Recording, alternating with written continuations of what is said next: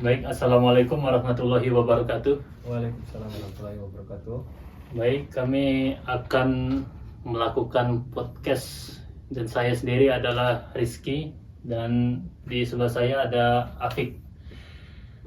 Di mana pada kesempatan kali ini kami akan mencoba mendiskusikan terkait bagaimana kepemimpinan di dalam Islam itu dijalankan atau diperintahkan oleh Allah Subhanahu wa taala.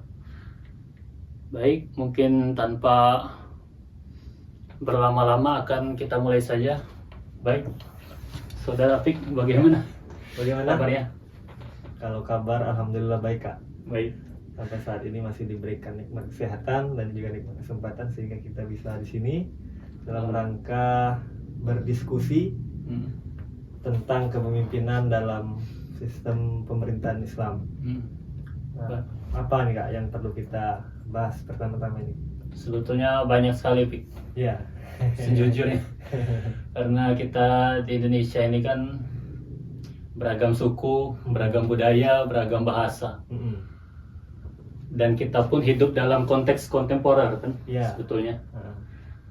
Dan ditambah lagi kita hidup di era modernisasi yang dimana banyak sekali permasalahan. Kalau kita mau jawab satu persatu tentu tidak akan terjawab. Jadi langsung saja, Pik. Mungkin yang bisa kita diskusikan itu terkait kepemimpinan sendiri, Pik. Jadi, Pik, mungkin bisa kita mulai dari di dalam Al-Quran itu sebetulnya apakah banyak, Pik, landasan-landasan yang bisa kita gunakan untuk menjawab terutama yang terjadi sekarang ini, bagaimana pemimpin itu harus berlaku, Pik. Ya, baik. Baik. Mungkin pertama-tama kita akan membahas terlebih dahulu tentang kepemimpinan, pemimpin itu sendiri.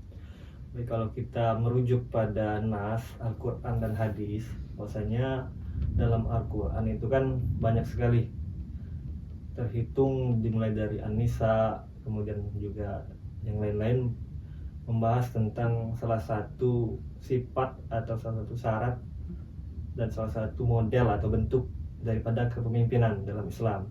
Nah, misalkan seperti di surat An-Nisa ayat 58, saya lupa potongan ayatnya, tetapi di dalam ayat tersebut menegaskan bahwasanya pemimpin itu harus berlaku adil gitu.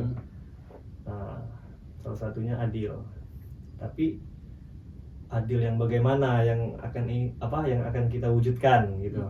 Nah, kalau kita perluas lagi makna adil itu kan, yang pertama tidak zolim tuh, Kak, ya. Tidak zolim, ya kita bisa pahamlah apa arti dari tidak zolim. Yang kedua tidak semena-mena. Dan yang ketiga tidak condong kepada salah satu pihak sehingga salah satu pihak yang lain terkatung-katung gitu, terabaikan. Nah, yang keempat adalah maslahah al-ammah gitu, kemaslahatan umat. Nah, itu yang menjadi penjelasan daripada adil di dalam sistem pemerintahan Islam. Adil di mata sebagai pemimpin gitu. Pemimpin itu harus berlaku seperti apa biar adil. Nah, itu tadi indikatornya. Agar mereka itu bisa dikatakan adil, ya harus 4 tadi gitu. Bagaimana, Kak, kira-kira dari apa yang saya sampaikan tadi, menurut Kak Rizky, apakah sejalan dengan pemikiran saya? Apakah memiliki pemahaman sendiri kemudian ingin melakukan argumentasi yang membantah hal tersebut atau bagaimana? Baik. Jadi terima kasih, Pik. Jadi banyak sekali memang kalau kita membahas kepemimpinan itu kan di dalam Al-Quran itu luas sekali. Iya. Dibantu juga di dalam hadis-hadis. Banyak sekali sebetulnya. Jadi mungkin kita bisa mulai juga di An-Nisa ayat 59 itu. Bunyi nasnya itu ya ayyuhallazina amanu atii'ullaha wa atii'ur rasul wa ulil amri minkum. Di dalam ayat ini memang Allah memerintahkan kepada kita selaku umatnya untuk ati Allah. Itu artinya adalah taatlah.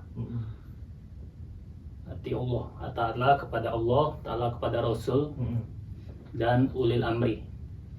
Sebetulnya di dalam kajian tafsir, ati Allah itu artinya adalah taatlah kepada Allah, ati Rasul, taatlah kepada Rasul. Tapi di sini para mufasir banyak sekali menekankan kenapa Allah Subhanahu wa taala tidak memberikan atau memberikan secara gamblang atau eksplisit di bagian ketiga itu. Misalnya mengapa misalnya Allah tidak mengatakan ati Allah wa ati Rasul wa ati ulil amri minkum. Jadi para mufasir di sini berpendapat bahwasanya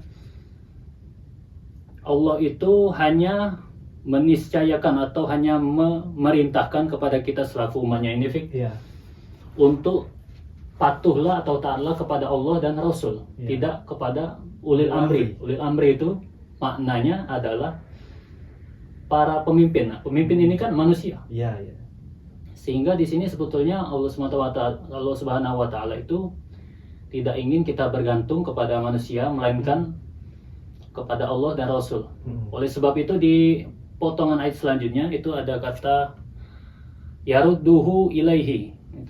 Kurang lebih maknanya itu adalah kembalikanlah. Kembalikanlah itu artinya kembalilah kepada Allah. Dalam hal ini adalah Al-Quran. Jadi kita harus temukan permasalahan yang mungkin menjadi masalah kita di dalam Al-Quran khususnya, dan mungkin juga di dalam hadis-hadis Rasul, bagaimana kita memecahkan masalah itu.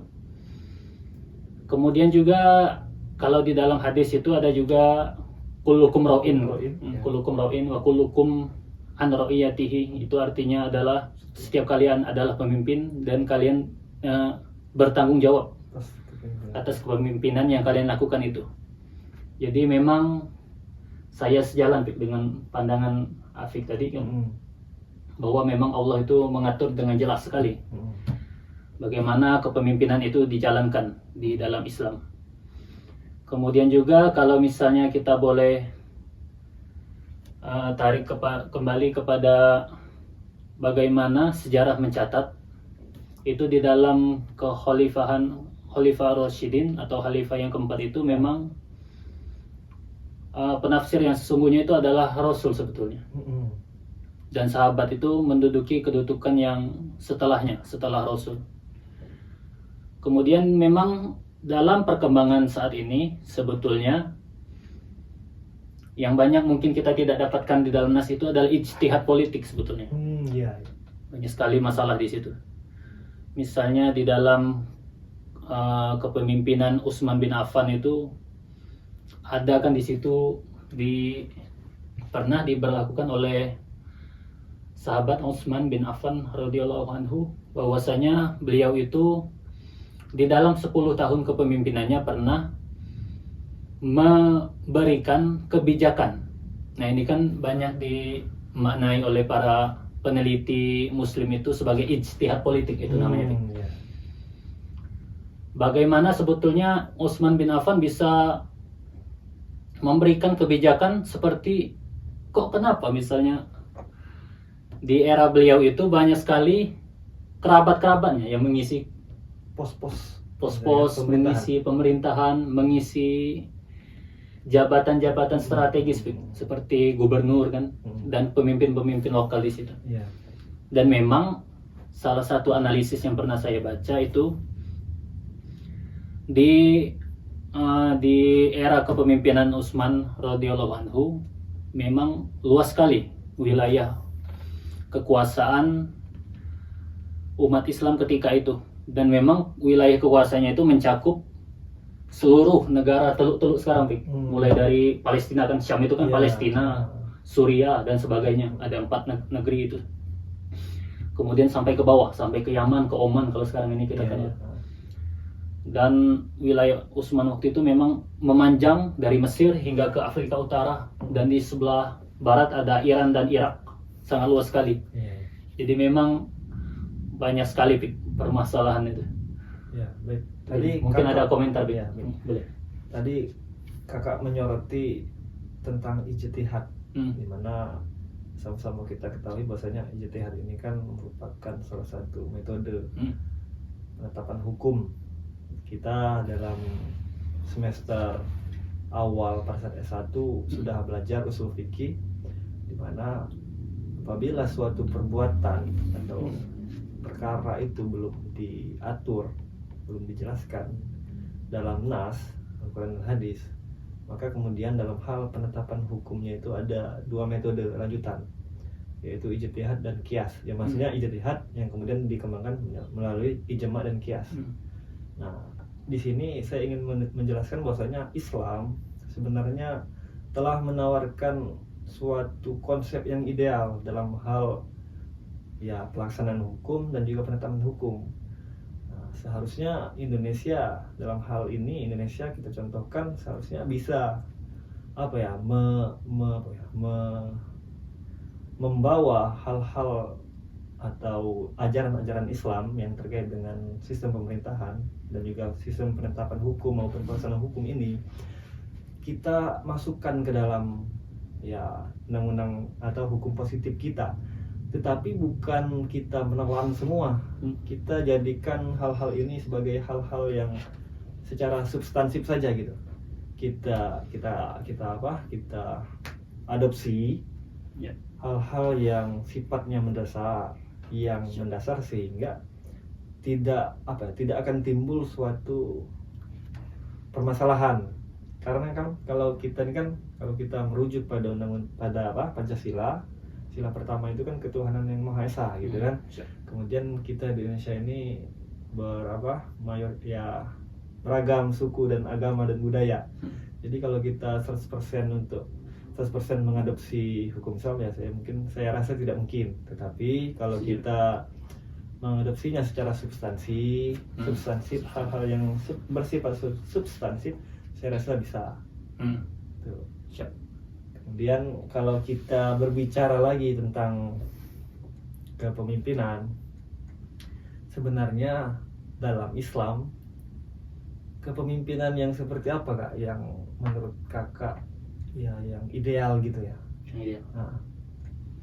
Baik, jadi mungkin saya akan jawab lagi dari Quran surah An-Nisa lagi. Quran surah keempat itu. Dalam An-Nisa itu sebetulnya memang lengkap sekali, ada ayatnya kan di ayat ke-58 itu. Bahwasanya kita itu diperintahkan sebagai pemimpin itu untuk amanah. Ya. Amanah dan berlaku adil. Nah, itu sangat berkaitan erat dalam hal kepemimpinan di dalam Islam. Jadi amanah itu kalau diartikan adalah bagaimana pemberian kekuasaan itu kita jalankan sesuai dengan apa yang diinginkan oleh, kalau di dalam konteks Indonesia itu bagaimana apa yang diinginkan oleh rakyat itu. Kemudian juga bagaimana berlaku adil, itu adalah kepemimpinan di dalam Islam. Diminta juga berlaku adil selain amanah. Jadi di dalam nas memang dijelaskan terkait bagaimana penegakan hukum. Misalnya di dalam surah An-Nisa tadi ada ayat hakam tumbainan nas. Nah, itu akan artinya berbuatlah atau tegakkanlah hukum di antara manusia. Jadi jelas sekali sebetulnya bagaimana kita sebagai pemimpin itu harus membuat aturan atau membuat hukum dengan adil tentunya.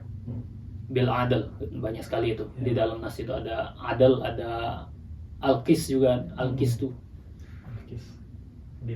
Bahwasanya kalau misalnya kita ambil istilah qis itu kan itu adalah bentuk sigoh mubalagoh. Nah, itu artinya bagaimana adil itu difungsikan sebagaimananya. Baik, kemudian juga sebetulnya di dalam nas itu dalam halnya Indonesia ini sebetulnya ada masalah tersendiri. Masalah yang misalnya seperti apa? Misalnya kalau para ahli-ahli itu kan memandang, terutama oleh ulama-ulama itu sebetulnya mereka itu tidak terlalu menghendaki hukum-hukum yang dibuat oleh manusia sebetulnya. Itu sendiri masalah sekali itu. Kalau kita lihat, mereka itu menginginkan hukum yang ditegakkan oleh Al-Quran, oleh nas, oleh hadis.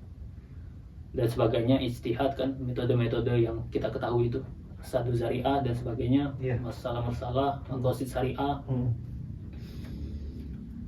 Kemudian juga kepemimpinan itu di dalam sejarah juga menemui banyak sekali masalah. Memang setelah Rasulullah Shallallahu Alaihi Wasallam di tahun 11 Hijriah itu wafat, waduh, kalau mau kita jelasin tidak cukup waktunya. Memang setelah Rasul wafat itu kan Madinah itu dipimpin oleh sahabat yang bernama Abu Bakar. Abu Bakar kan. Di situ sebetulnya belum ada banyak masalah. Abu Bakar itu meneruskan saja apa yang dipimpin, apa yang telah diamanahkan oleh Rasul, kemudian dilanjutkan oleh oleh Abu Bakar, kemudian oleh Umar bin Khattab. Nah, Umar bin Khattab banyak sekali itu terobosan-terobosan yang beliau lakukan, seperti pembentukan Baitul Mal itu.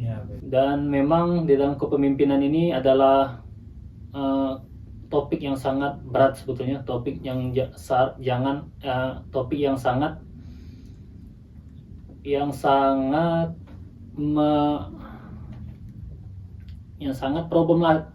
problematik. Jadi mungkin ada komentar lagi terkait kepemimpinan mungkin. Sebenarnya kalau kita merujuk pada kaidah fikih cabang, kaidah fikih yang cabang mengatakan seperti ini: tasarruf al-imam ala al-ra'iyah manutun bil maslahah. Yang artinya segala keputusan atau segala kebijakan pemimpin terhadap rakyatnya, al-ra'iyah, harus menuntun kepada kemaslahatan. Nah, kalau kita pahami arti atau makna daripada kaidah ini kan sederhana. Begini saja, seorang pemimpin itu tugasnya itu ya membuat keputusan. Membuat keputusan semacam apa? Membuat keputusan yang menuntun kepada kemaslahatan. Nah, sederhana kan? Sederhana. Jadi dalam hal pelaksanaan kepemimpinan, seorang pemimpin itu ya sederhana saja tugasnya, membuat kebijakan atau keputusan yang membawa kepada kemaslahatan. Mengapa kaidah-kaidah yang ya secara konteksnya itu kan sederhana untuk diwujudkan gitu kan, tetapi terasa berat untuk diwujudkan di pemerintahan sekarang. Nah, mungkin kakak mau memberikan analisis terhadap hal tersebut. Baik. Jadi di kepemimpinan era misalnya ya sekarang lah kita rasakan sendiri kan, bagaimana Islam memandangnya. Tentu kita kembali kepada nas sebetulnya. Kita meneliti apa yang ada di nas itu, ada tidak, misalnya bagaimana kita sebagai rakyat itu melihat kebijakan-kebijakan mungkin yang dinilai sekarang tidak etis mungkin, atau mungkin kalau di dalam Islam itu yang tidak mengundang kemaslahatan, bahkan justru mengundang kepada kemudorotan. Jadi gampang sekali sebetulnya kalau kita melihat situasi yang terjadi sekarang, kita itu cukup kembali kepada nas. Nah, tapi memang banyak sekali masalah ini ketika kita kembali kepada nas ini. Walaupun jumlah kita adalah mayoritas setelah Pakistan mungkin datang sekarang kan.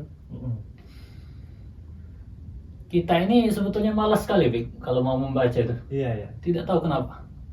Mungkin bukan bohong sebetulnya kalau data literasi mohon maaf mungkin tidak terlalu tinggi sekali. Sehingga kalau budaya membaca itu tidak terlalu digalakkan sekali. Jadi sebetulnya masalah-masalah itu sangat teoritis. Kita bisa menemukan itu di dalam nas, di dalam kajian-kajian, di dalam jurnal mungkin sekarang, dan buku-buku yang sudah ditulis oleh para ulama-ulama dulu seperti Al-Ahkam As-Sultaniyah itu yang ditulis oleh Al-Mawardi kan. Kemudian juga ada Ibnu Taimiyah juga menulis, dia itu adalah sosiolog di literatur Islam. Kemudian juga banyak sekali Al-Farabi dan sebagainya. Jadi kita ini kalau mau memecahkan masalah-masalah yang terjadi sekarang dalam hal khususnya bagaimana pemerintahan itu dijalankan, kita cukup kembali kepada nas sebetulnya, Ya. kembali kepada nas, dan banyak sekali jawabannya di dalam nas itu kalau kita mau membaca satu persatu. Tinggal kita saja. Dan kalau kita pun masih terbatas, kita cukup belajar sekarang, cukup belajar saja. Ya. Di era sekarang serba terbuka kan, kita bisa mencari informasi sebanyak mungkin. Tidak terbatas di literatur Indonesia, banyak sekali di internet itu kita bisa gali-gali. Ya. Baik. Mungkin Bisa kita pahami bahwasanya Kak Rizky menganjurkan bahwasanya kita kembali kepada teks gitu kan. Ini yang menjadi faktor-faktor mengapa menurut saya mengapa Ya. sangat sulit rasanya untuk kita menciptakan kaidah atau mewujudkan kaidah-kaidah Mewujudkan. tersebut. Nah, tetapi padahal Implementasi. kalau kita pahami secara teks semata, ya, Ya. apa sulitnya gitu kan? Tinggal buat kebijakan yang benar-benar perlu terhadap rakyat, gitu saja. Nggak perlu yang yang rumit, nggak perlu. Intinya, indikatornya, kebijakan yang kita ambil atau yang kita buat ya harus memang benar-benar pro terhadap rakyat. Sebagai penutup mungkin saya akan mengutip sedikit di ayat surah Al-Asr itu, wal as, demi masa. Innal ladzina aman wal asri illal ladzina amanu wa amilus solihat. Dan illal ladzina amanu wa amilus solihat. Jadi pada intinya memang di ayat itu kita itu sementara, dan demi masa itu kan sementara sebetulnya. Jadi marilah kita sama-sama berbuat kebaikan, dan jangan lupa bahwasanya kita di akhirat nanti akan dimintai pertanggungjawaban atas perbuatan kita. Ya. Dan mungkin pesan saya kepada stakeholder atau mungkin pemimpin yang sedang memimpin, bahwasanya berlaku adillah, karena kita semua akan dimintai pertanggungjawaban oleh Allah Subhanahu wa taala. Amin. Ya mungkin bisa kita tutup Ya. dengan melapaskan alhamdulillah. Alhamdulillah. Baik, terima kasih. Wassalamualaikum warahmatullahi wabarakatuh. Waalaikumsalam warahmatullahi wabarakatuh.